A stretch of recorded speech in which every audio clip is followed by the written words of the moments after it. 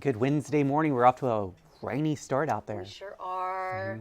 It's a good day to decorate indoors for the holidays. Yeah, if you haven't done that yet. If you haven't done that yet.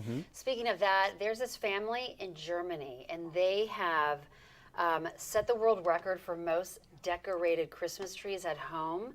They have 600 trees. I can barely get one together. 50,000 lights and well over 100,000 ornaments. Wow. You can see them there. They've spent more than $85,000 on decorations, which I think is amazing.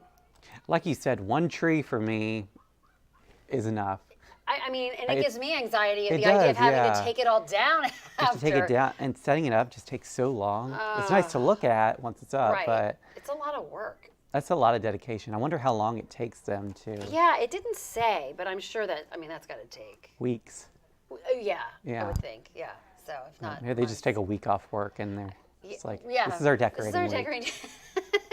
Yeah. But yeah, and they have to have all that room for all that. I know, and because they're all inside. I mean, and certainly there are variations of sizes, I think, but yeah, I mean, look at it, 600 in there, and they just evidently this couple, they just absolutely love Christmas. Yeah. So.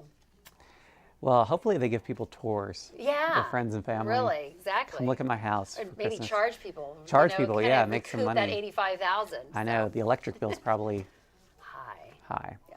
All right, thank you, Jennifer. Let's take a look at our local headlines on this Wednesday morning. The federal trial of Culpeper County's ex-sheriff Scott Jenkins is set to begin this morning. It was delayed last month over Jenkins' health issues.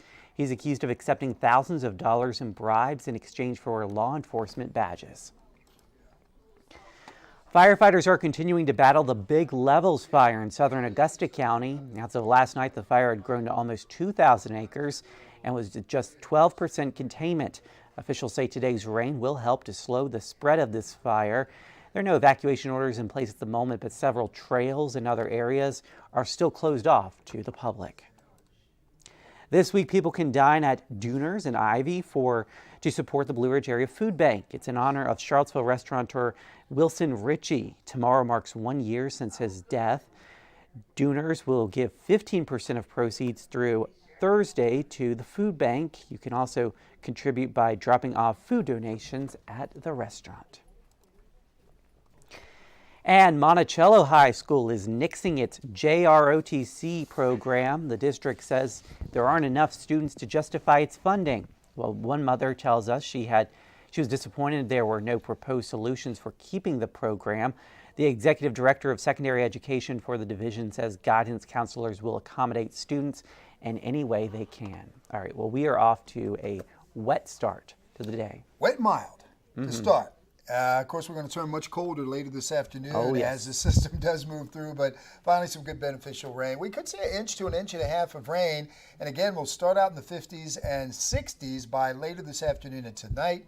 We'll see temperatures cooling back into the 30s and 40s, and that'll set the stage for the late week. Sunny for Thursday and Friday, breezy. Temperatures will be in the mid-40s. Saturday, partly sunny, 47. We're still counting down those days before Christmas. More rain expected on Sunday, and then another warm-up early next week. Mostly cloudy Monday, 57. Sunny and near 60 on Tuesday. But good news is we're going to get some good rain.